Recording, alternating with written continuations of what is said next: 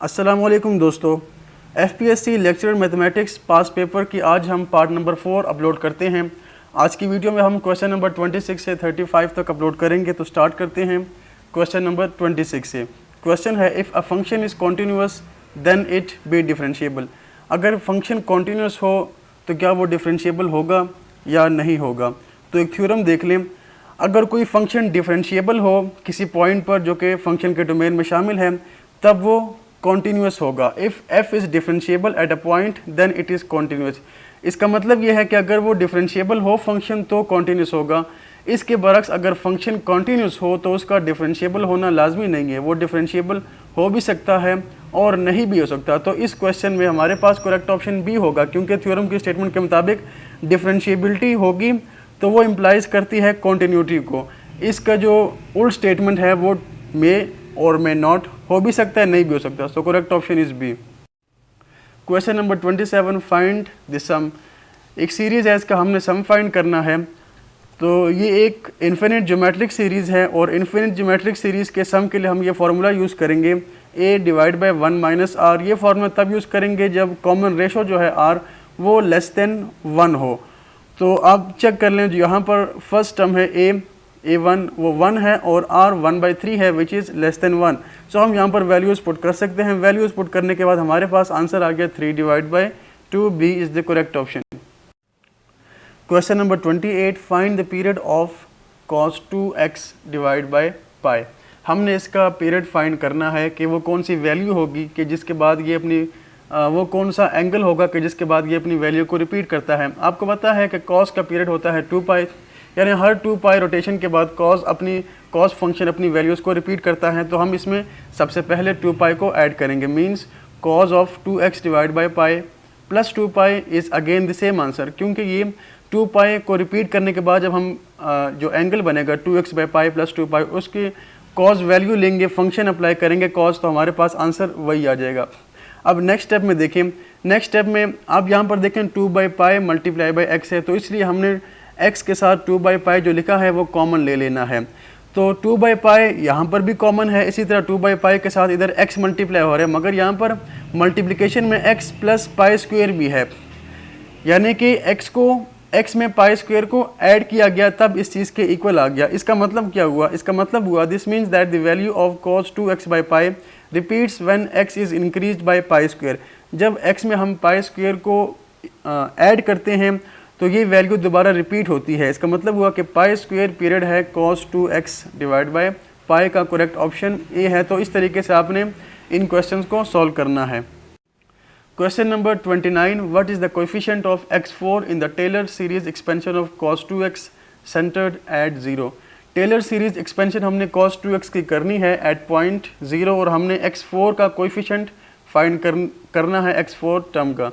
Taylor series को आप देख लें, आपके सामने टेलर सीरीज़ लिखी हुई है। अब यहाँ पर हमारे पास जो फंक्शन है वो cos 2x है, हमने तमाम वैल्यूज़ फाइंड करनी है। फंक्शन की वैल्यू x इक्वल टू 0 के ऊपर 1 है, cos 0 इज़ 1। इसी तरह डेरिवेटिव आप फाइंड कर लें, f डैश एट 0 हमने फाइंड किया 0 है, f डबल डैश एट 0 हमने फाइंड किया -4, f triple dash at 0 is 0 and f to the fourth derivative of 0 is 16। चूँकि हमें x4 का कोएफिशिएंट चाहिए तो हमें f4 ऑफ 0 भी चाहिए। अब आप तमाम वैल्यूज़ को टेलर सीरीज़ में पुट कर दें तो cos 2x की जो सीरीज़ है वो कुछ u बन जाएगी। अब यहाँ पर आप देखें x4 का जो कोफिशिएंट है वो है 16 divide by 4 factorial which is equal to 16 divide by 24 which can be simplified to 2 divide by 3, और यहाँ पर 2 डिवाइड बाई 3 हमारे पास ऑप्शन ए है, means A is the correct option. Question number 30, which of the following sets are countable. इनमें से कौन सा set countable है? तो सबसे पहले हम कुछ डेफिनेशन देख लेते हैं। फाइनाइट सेट की डेफिनेशन देख लें, या तो एम्प्टी सेट हो या उसमें n नंबर ऑफ एलिमेंट्स हों तो वो सेट फाइनाइट हो, यानी कि हर एम्प्टी सेट या हर वो सेट जिसमें एलिमेंट्स की कुछ फिक्स तादाद हो वो हमारे पास फाइनाइट सेट होता है। उसके बाद देखें डी न्यूमरेबल सेट कौन सा होता है। A set is set to be denumerable if it is equivalent to set of natural numbers n। अगर कोई भी सेट ऑफ नेचुरल नंबर के इक्विवेलेंट हो जाए तो उसे हम डी न्यूमरेबल कहते हैं। इक्विवेलेंट का क्या मतलब है? मीन्स अ बाइजेक्टिव फंक्शन या bijective mapping can be establish between that set and set of natural number. इस इक्विवेलेंट का मतलब ये है कि हमें उस सेट के दरमियान और सेट ऑफ नेचुरल नंबर्स के दरमियान एक बाइजेक्टिव फंक्शन अगर मिल गया जो 1 1 भी हो और ऑन टू भी हो, तो वो सेट डीनोमरेबल होगा या वो इक्विवेलेंट होगा। दूसरे अल्फाज में हम ये कह सकते हैं कि दोनों में एलिमेंट्स की तादाद सेम हो, सेट ऑफ नेचुरल नंबर में और जिस सेट को हम चेक कर रहे हैं कि वो डीनोमरेबल है या नहीं है, तो अगर उन दोनों की कार्डिनैलिटी सेम हो या बाइजेक्टिव फंक्शन डिफाइन हो जाए तो वो सेट डीनोमरेबल होगा। काउंटेबल सेट कौन से होते हैं? A set is countable if it is finite और डीनोमरेबल। ऊपर हमने फाइनाइट सेट के डेफिनेशन भी पढ़ ली है, डीनोमरेबल की भी डेफिनेशन पढ़ ली है। तो वो सेट जो या तो फाइनाइट सेट हो या डीनोमरेबल हो, डीनोमरेबल का मतलब कि उस सेट के दरमियान और सेट ऑफ नेचुरल नंबर के दरमियान हम बाइजेक्टिव फंक्शन डिफाइन कर सकें या दोनों की कार्डिनैलिटी सेम हो जाए, तो वो सेट होगा काउंटेबल। एग्जांपल देख लें, ये सेट 1 2 3 4 फाइनाइट सेट है, काउंटेबल है। सेट ऑफ इंटीजर्स फाइनाइट तो नहीं है मगर ये डीनोमरेबल सेट है। इसके प्रूफ मौजूद हैं कि कैसे ये डीनोमरेबल या कैसे हम बाइजेक्टिव फंक्शन डिफाइन करते हैं। इसी तरह set of even number, odd number and rational number, ये तमाम सेट्स काउंटेबल सेट्स हैं। उसके बाद देख लें, sets that are not countable having cardinality more than set of natural numbers are called uncountable और नॉन डीनोमरेबल सेट्स। तो वो सेट जो कि काउंटेबल नहीं है, यानी कि जो बाइजेक्टिव फंक्शन या ना तो फाइनाइट हो और ना डीनोमरेबल हो, यानी कि कोई बाइजेक्टिव फंक्शन एग्जिस्ट ना करे उस सेट के दरमियान और सेट ऑफ नेचुरल नंबर के दरमियान, तो उन्हें हम अनकाउंटेबल या डीनोमरेबल सेट कहते हैं। ये ना तो फाइनाइट होते हैं ना डीनोमरेबल होते हैं। एग्जांपल है तमाम ओपन क्लोज्ड या क्लोज्ड ओपन किस्म के इंटरवल्स रियल नंबर के। इसी तरह ये इंटरवल आपके सामने लिखे हैं फॉर एग्जांपल। इसी तरह सेट ऑफ रियल नंबर और सेट ऑफ इर्रेशनल नंबर, ये तमाम सेट्स अनकाउंटेबल हैं।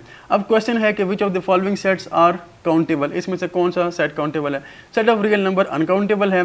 ये जो इंटरवल है क्लोज इंटरवल रियल नंबर का, ये भी अनकाउंटेबल है, बल्कि जबकि ये जो बी ऑप्शन है सेट ऑफ रैशनल नंबर, ये हमारे पास काउंटेबल है। Here Q is countable, so correct option is option B. Question number 31, find the interval of convergence of this power series. इस पावर सीरीज़ की हमें इंटरवल ऑफ कन्वर्जेंस फाइंड करनी है। तो इंटरवल ऑफ कन्वर्जेंस के लिए हम यहाँ पर रेशो टेस्ट को यूज़ करेंगे। रेशो टेस्ट के मुताबिक ये जो फंक्शन आपको गिवन है x power n divide by square root n, इसको आप a n के इक्वल सपोज कर लें, तो हमें पहले a n प्लस 1 और a n की वैल्यू फाइंड करनी है। वैल्यूज़ को हमने प्लग इन करके सॉल्व किया तो हमारे पास ये आंसर आ गया।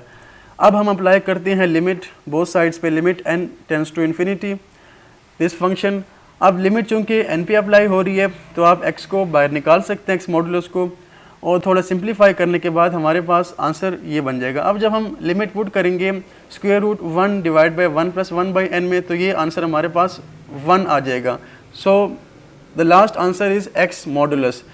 अब अकॉर्डिंग टू रेशो टेस्ट जो आपके पास आंसर आया है, अगर वो लेस देन 1 आए तो सीरीज़ कन्वर्ज करेगी, उसकी एब्सोल्यूट वैल्यू कन्वर्ज करेगी। ग्रेटर देन 1 आ जाए तो डाइवर्ज करेगी और लेस देन 1 पर टेस्ट फेल हो जाएगा। अब हमारे पास जो आंसर आया है वो तो x है, हमें नहीं पता कि लेस देन 1 है, ग्रेटर देन 1 है या x की क्या वैल्यू है। तो इसलिए हम लिखेंगे कि अगर when x absolute value of x is less than 1, यानी कि x ग्रेटर देन -1 हो या लेस देन 1 हो, तो सीरीज़ कन्वर्ज करेगी according to this ratio test. हमें इंटरवल फाइंड करना है कन्वर्जेंस का। हमने फाइंड कर लिया कि सीरीज़ कहाँ पर कन्वर्ज कर रही है, हमने वो वैल्यूज़ फाइंड कर ली है, मगर अब एंड पॉइंट्स का हमें नहीं पता, यानी कि -1 और 1 पर क्या ये कन्वर्ज करते हैं या डाइवर्ज करते हैं, ये हमें अभी नहीं पता, ये हमें अभी चेक करने हैं। तो इसलिए जब आप इंटरवल ऑफ कन्वर्जेंस फाइंड करें तो आपने, क्योंकि आप यहाँ पर ऑप्शन देखें तो ये है ओपन इंटरवल -1 1, इसी तरह ये क्लोज इंटरवल है, तो इसमें से कोई एक ऑप्शन ट्रू होगा, तो इसलिए आपने इसके एंड पॉइंट्स भी चेक करने होते हैं। तो अब हम पहले x इक्वल टू -1 पर चेक करते हैं क्या सीरीज़ कन्वर्ज करती है या डाइवर्ज। तो सीरीज़ कुछ यूँ बन जाएगी, आप इस फंक्शन में जो आपको समीशन दिया है, सीरीज़ दी है, वहाँ पर x की जगह -1 पुट करें तो ये बनेगा -1 power n divide by square root n। ये एक अल्टरनेटिंग सीरीज़ है, इसमें एक जो वैल्यू है एक टर्म पॉजिटिव दूसरी नेगेटिव, इसी तरह अल्टरनेटिंग सीरीज़ है। अल्टरनेटिंग सीरीज़ की कन्वर्जेंस चेक करने के लिए उसके साथ जो दूसरा फंक्शन है, यानी कि यहाँ पर 1 बाई स्क्वायर रूट n दूसरा फंक्शन है, अगर वो नॉन इंक्रीजिंग हो और उसकी लिमिटिंग वैल्यू अगर हम लें तो वो 0 आ जाए, क्या अगर आप अल्टरनेटिंग सीरीज़ टेस्ट देखें जिसे हम लेबनीज़ टेस्ट भी कहते हैं, उसके मुताबिक अगर यहाँ पर जो दूसरा फंक्शन है an 1 by square root n, अगर वो नॉन इंक्रीजिंग हो और उसकी लिमिटिंग वैल्यू 0 के इक्वल आ जाए, तो हमारे पास ये फंक्शन जो है पूरे का पूरा ये बनेगा कन्वर्जिंग या कन्वर्जेंट बन जाएगा। तो अगर आप इसको देखें, here it converges at x equal to -1। क्यों? क्योंकि 1/√n ये एक नॉन इंक्रीजिंग भी है, और साथ में जब हम लिमिट पुट करते हैं n टेंड्स टू इन्फिनिटी, तो इसका आंसर हमारे पास 0 आ जाता है। तो इस वजह से ये जो सीरीज़ हमारे पास बनी है अल्टरनेटिंग सीरीज़, ये कन्वर्जिंग है x इक्वल टू -1 पर। अब हम चेक करेंगे x इक्वल टू 1 पर। आप जो टेस्ट मैं बता रहा हूँ ये आप ख़ुद भी चेक कर सकते हैं, absolute value test, alternating series test, इसको आप ख़ुद भी चेक कर सकते हैं। x इक्वल टू 1 पर सीरीज़ क्या बनेगी? x इक्वल टू 1 पर सीरीज़ आप x की जगह 1 पुट करें, 1 टेंड्स टू n, यानी कि 1 के ऊपर जो भी पावर ले आंसर 1 ही आएगा, तो सीरीज़ बनेगी 1/√n। अब क्या ये अल्टरनेटिंग सीरीज़ है या नहीं है? नहीं, ये अल्टरनेटिंग सीरीज़ नहीं है, क्योंकि अल्टरनेटिंग सीरीज़ के लिए आपके पास कुछ ऐसी टर्म होनी चाहिए -1n या n+1 या n-1, मगर यहाँ पर नेगेटिव की सीरीज़ नहीं है, सारी पॉजिटिव की सीरीज़ हैं। तो अब यहाँ पर हम अल्टरनेटिंग सीरीज़ टेस्ट अप्लाई नहीं कर सकते, या ये रूल नहीं दे सकते कि 1/√n जो है वो कन्वर्ज करेगा 0 को। अब हम यहाँ पर नहीं कह सकते, वो सिर्फ अल्टरनेटिंग सीरीज़ टेस्ट के साथ हम कह सकते थे। यहाँ पर ये सीरीज़ बन रही है पी सीरीज़, और पी सीरीज़ के बारे में आप चेक कर सकते हैं कि पी सीरीज़ कन्वर्ज करती है for p is greater than 1। यहाँ पर p की वैल्यू है 1/2, तो 1/2 इज़ लेस देन 1, 1/2 चूँकि 0.5 के इक्वल है, तो इसलिए p सीरीज़ तब कन्वर्ज करेगी जब आपके पास p की वैल्यू n की जो पावर है वो ग्रेटर देन 1 हो, और डाइवर्ज करेगी जब p इक्वल टू 1 हो या लेस देन 1 हो। अब यहाँ पर जो p की वैल्यू है वो 0.5 है, विच इज़ लेस देन 1। इसका मतलब ये है कि 1 पर यह सीरीज़ डाइवर्ज कर रही है। तो हमने ये देखा कि जो इंटरवल है वो -1 और 1 है, और एंड पॉइंट्स पर हमने चेक करके देखा कि x इक्वल टू -1 पर यह सीरीज़ कन्वर्ज करती है और x इक्वल टू 1 पर डाइवर्ज करती है। इसका मतलब ये है कि हमारे पास जो इंटरवल ऑफ कन्वर्जेंस है वो ये सी ऑप्शन जो है ये हमारे पास इंटरवल ऑफ कन्वर्जेंस बनता है, यानी कि -1 जो है वो इस इंटरवल में शामिल है, जबकि 1 इस इंटरवल में शामिल नहीं है। So here C is the correct option. Question number 32, radius of convergence of the power series. अब क्वेश्चन एग्जैक्टली मेरे पास नहीं है, तो मैंने वही पिछला क्वेश्चन यहाँ पर कॉपी कर लिया। इसका हमने रेडियस ऑफ कन्वर्जेंस फाइंड करना है। रेडियस ऑफ कन्वर्जेंस फाइंड करने के लिए भी आपको पहले इंटरवल ऑफ कन्वर्जेंस फाइंड करना पड़ेगा, और उसके बाद आप रेडियस की तरफ जा सकते हैं। तो हमने पिछले क्वेश्चन में इंटरवल ऑफ कन्वर्जेंस ये फाइंड किया। रेडियस के लिए आपने क्या करना है, b - a डिवाइड बाई 2, यानी कि second value minus first value divide by 2 करें, तो 1 - -1 divide by 2 equal to 2 divide by 2 equal to 1। तो इस सीरीज़ का जो रेडियस ऑफ कन्वर्जेंस है वो 1 आता है। Question number 33, Lagrange theorem states that. Lagrange theorem की स्टेटमेंट हमें बतानी है। तो लेग्रांज थ्योरम के मुताबिक अगर H किसी भी ग्रुप का सब ग्रुप है तो उसका ऑर्डर ग्रुप के ऑर्डर को डिवाइड करेगा। Means if H is subgroup of G then order of subgroup divide the order of group. तो यहाँ पर करेक्ट ऑप्शन हमारे पास ऑप्शन बी बनता है, order of subgroup divide the order of group. ये statement है Lagrange theorem की। Question number 34, homomorphic relations satisfy.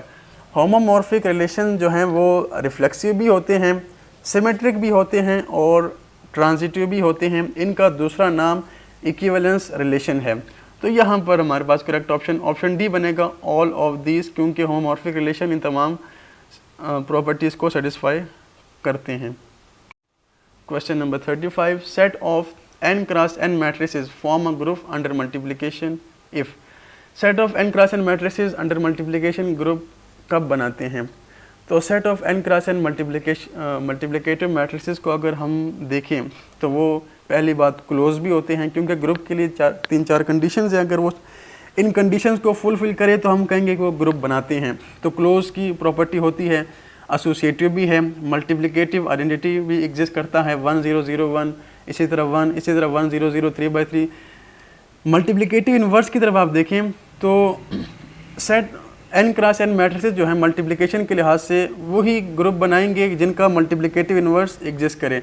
तो यहाँ पर आप ऑप्शन देखें, तीसरा है मैट्रिसेस आर नॉन इन्वर्टिबल।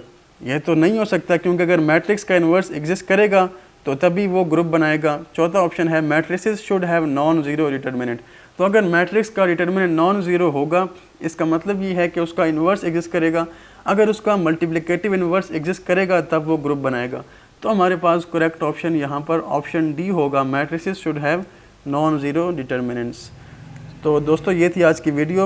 उम्मीद है आपको वीडियो पसंद आई होगी। वीडियो को लाइक करना और चैनल को सब्सक्राइब करना मत भूलिएगा। अगली वीडियो में दोबारा मुलाकात होगी, तब तक के लिए अल्लाह हाफिज़।